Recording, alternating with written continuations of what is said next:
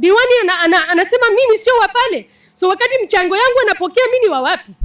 Kwenye mkutano ya maendeleo anasema mimi sio ya kwake. Kifupi wanataka vitu yangu lakini mimi hawataki. Radhika, kwa nini ulimfukuza? Kwa sababu wananchi walikurekodi na klipu ninazo.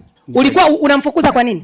Sijamfukuza, nilimwomba anipishe kwa sababu kabla hata ya wiki moja. Tulia. Kuna karatasi hapo imetolewa kopi hiyo. Mpe hapo diwani wao.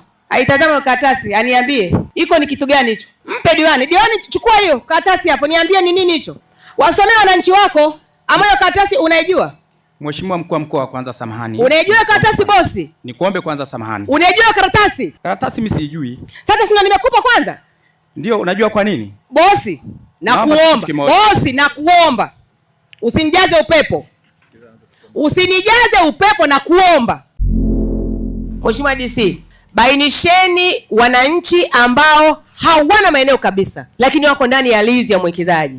Tupate idadi yake. Hiyo kazi sio kubwa, ni kazi ya siku moja tu hiyo mheshimiwa. Ukishajua ni wananchi kiasi gani, itatupa picha tunataka eneo la ukubwa gani kuweza kuwaweka hao watu waweze kujenga na kupata sehemu ya bustani ya mboga mboga na vitu vingine.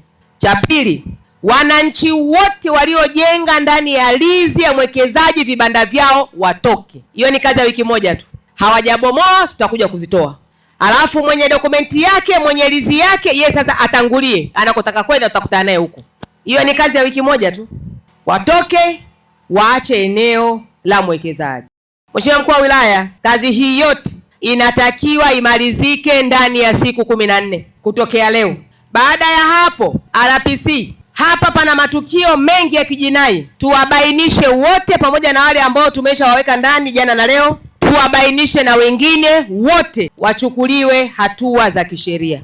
Na yoyote atakayeingilia katikati kutaka kuharibu taratibu wa kazi, na mwenye naye pia ataingia kwenye mlango huo huo na atakunywa kwenye kikombe hicho hicho cha bati, chai ikiwa ya moto. Hatuwezi kuendelea kutazamana na kuchekeana kila wakati. Watu wanavunja sheria kwa makusudi, watu wanafanya vurugu kwa makusudi wakiwa ndani ya eneo la watu, na mwananchi mmoja tu anaonewa muda wote na serikali yetu endelee kukaa kimya. Hiyo kitu haiwezekani. Kwa hiyo utekelezaji wa mambo yote haya niliyozungumza uanze haraka wezekanavyo, na baada ya hapo tutakutana. Naomba niwaambie wale wakorofi, tutaelewana tu vizuri.